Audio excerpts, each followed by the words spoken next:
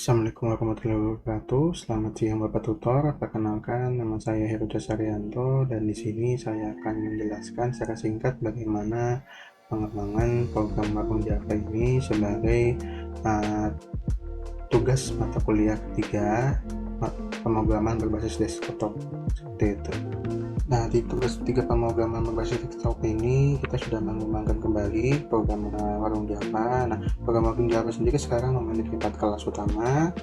Yang pertama kelas menu item, kemudian kelas menu, kemudian kelas pesanan, dan terakhir adalah kelas Warung Java itu atau program utamanya. Pertama adalah kelas menu item. Nah, kelas menu item ini bertindak sebagai kerangka dasar untuk semua item yang dibuat seperti item makanan, item minuman, dan item diskon. Pertama, ini kita menginisialisasi yaitu memberikan nilai awal kepada tiga atribut utama tadi, kemudian membuat sebuah getter untuk mengambil ataupun membaca nilai dari atribut tersebut.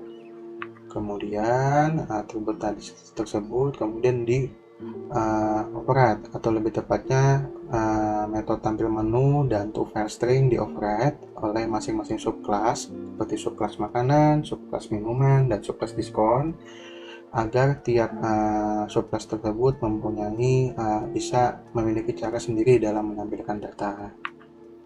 Nah, seperti ini untuk subclass makanannya, kemudian untuk subclass minuman, dan terakhir adalah subclass diskon.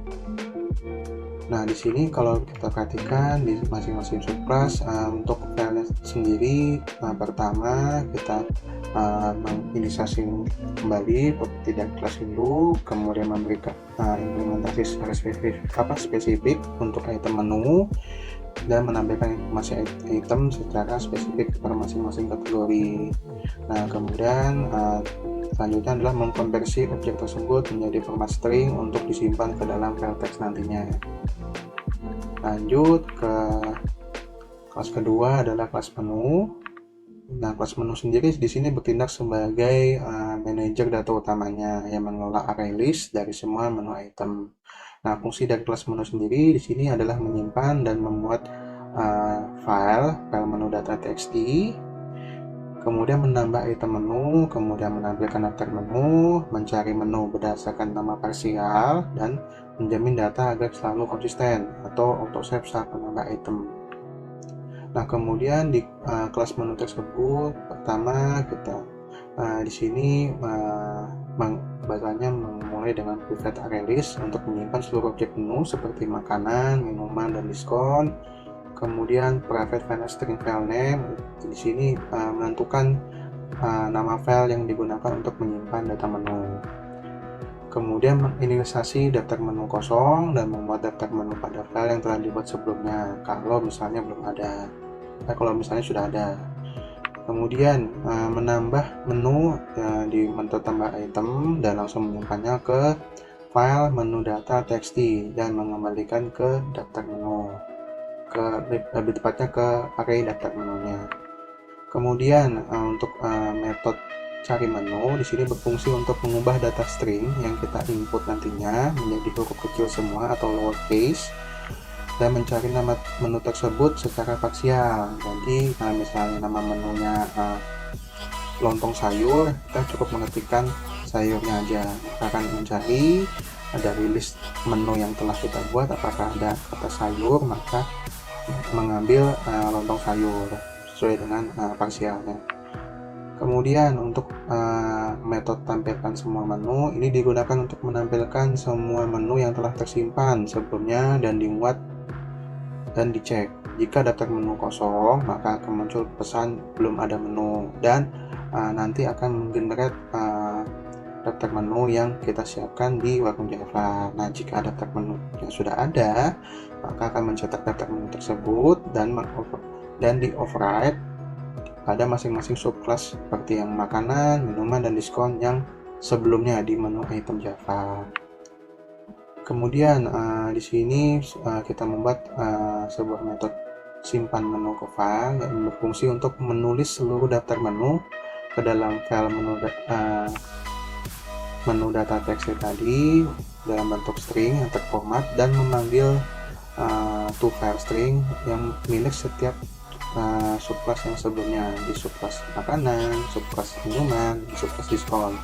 Nah, contoh formatnya di sini kita bikin contohnya makanan, titik koma pisang goreng, titik koma harganya, karena ditentukan double, jadi harganya 2500.0, dan di sini apakah makanan tersebut apakah tergolong makanan berat ataupun makanan ringan, seperti itu.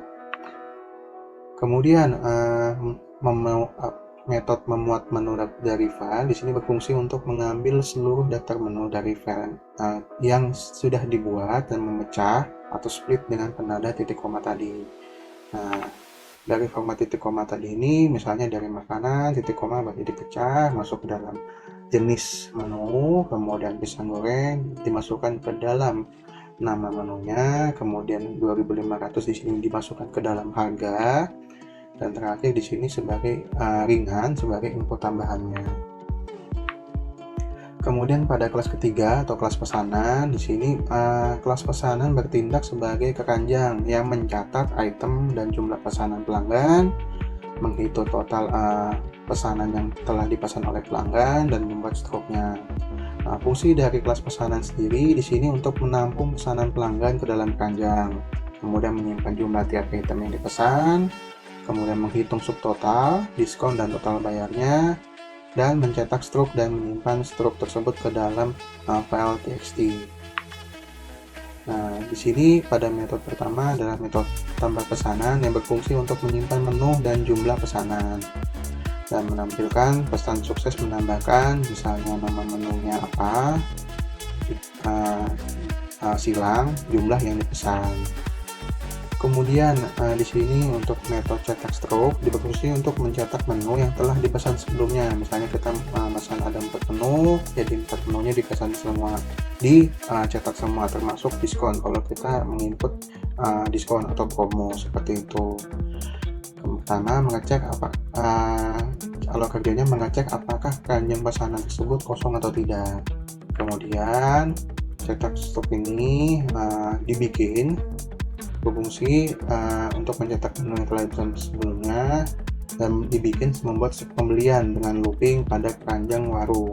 Nanti mengecek misalnya kita ada 4 penginputan, nah di keranjang warung ini mengecek ada berapa totalnya dan diulang terus dan menampilkannya itu. Tapi untuk diskon ataupun promo hanya ditampilkan sekali walaupun kita menginputnya lebih dari sekali, seperti itu. Jadi hanya untuk diskon untuk menampilkan diskon pertama yang diinput, diskon kedua atau diskon ketiga dan selanjutnya tidak akan ditampilkan. Kemudian menghitung masing-masing item menu dan jumlah yang dipesan tadi dan mentotalkan semua dan diskonnya kalau ada. Kemudian mengubah isi struk tadi kan tadi dibuat dalam bentuk string builder. Nah, kemudian dari string builder ini dibentuk lagi menjadi string biasa dan menampilkan struk tersebut ke layar atau ke menu konsol agar pelanggan ataupun kasir dapat melihatnya. Nah, kemudian menyimpan file tersebut. Nah, file tersebut kita membuat sebuah semacam fungsi lagi yang digunakan untuk menyimpan struk pelanggan txt dengan membuka menu dialog pada sistem operasi dan memilih tempat atau folder untuk menyimpan file tersebut. Dan terakhir adalah kelas utama warung Java. Nah, kelas warung Java ini bertindak sebagai antarmuka pengguna dan kontrol utama yang menghubungkan semua kelas lain dan menjalankan logika menu pada program.